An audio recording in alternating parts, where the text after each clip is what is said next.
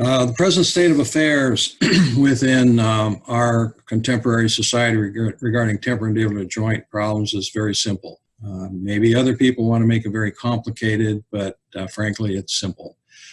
Half the general dentists don't want anything to do with treating temporomandibular joint problems because they already recognize that either they do not know what to do or have enough technical knowledge how to treat it, or they would just rather have the patients go elsewhere. The oral surgeons are a different story somewhat. Since the mid-'80s, oral surgery has taken an aggressive role in treating the temporomandibular joint surgically, but over the next 2 decades has pretty much proved to themselves that the surgical correction of temporomandibular joint disease is effective sometimes temporarily, but not over the long term, and are left nowadays primarily with the oral surgeons thinking that the only thing left is total joint reconstruction for the worst of the worst. Present state of affairs is the patient's point of view, and this is what they think about it. Why does it hurt so much?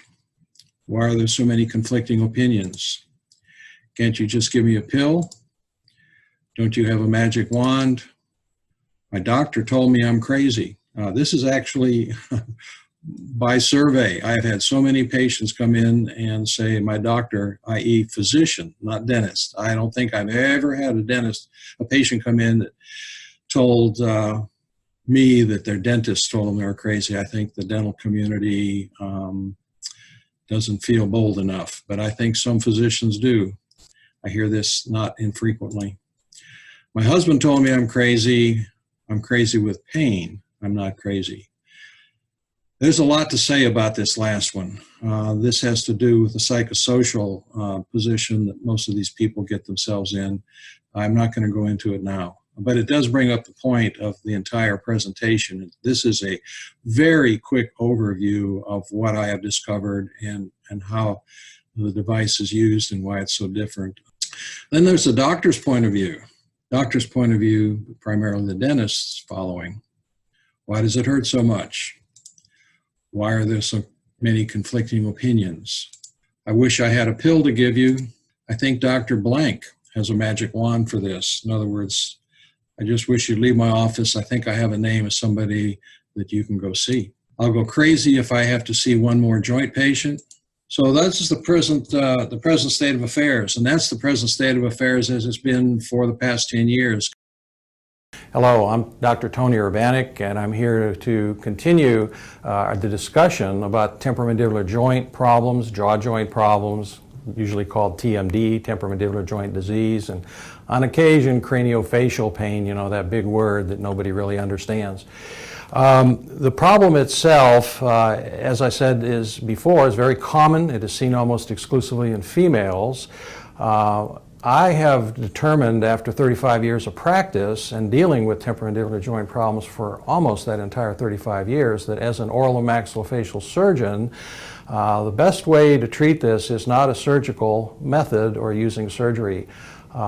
It goes into a long story, but I find that after doing literally thousands of surgeries, patients are back after 6 months to 2 years, always saying the same thing: my pain is back. I got very tired of listening to that and decided to take off on my own investigation as to try to find out what the simple solution was. Because of that, I interviewed many patients, and they actually gave me the solution. The solution is a very straightforward, simple medical device that is custom made for each individual. It is very similar to a lot of things that dentist makes. If you have the diagnosis or have been told you might have jaw joint problems, temporomandibular joint problems, TMD, you may have had some kind of splint made. It's very common that the dentist makes splint. This device is quite different. It is designed totally different. It is designed to do only one thing. It is designed to rest the joint itself. Just like an orthopedic surgeon, if you have problems with your knee or your hip, he may put you into a brace or put you on crutches.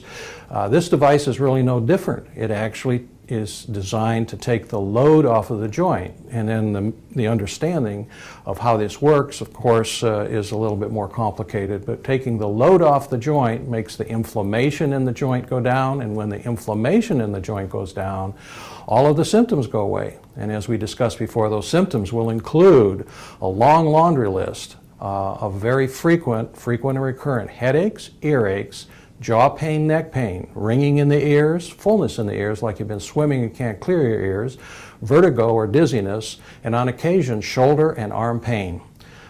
It's quite unique to treat a patient with this very simple device and then in a few weeks have them come back to report to me that my vertigo is gone or my arm pain is gone, along with my headaches, the earaches, the jaw pain, and the neck pain, which are the most frequent symptoms that I see.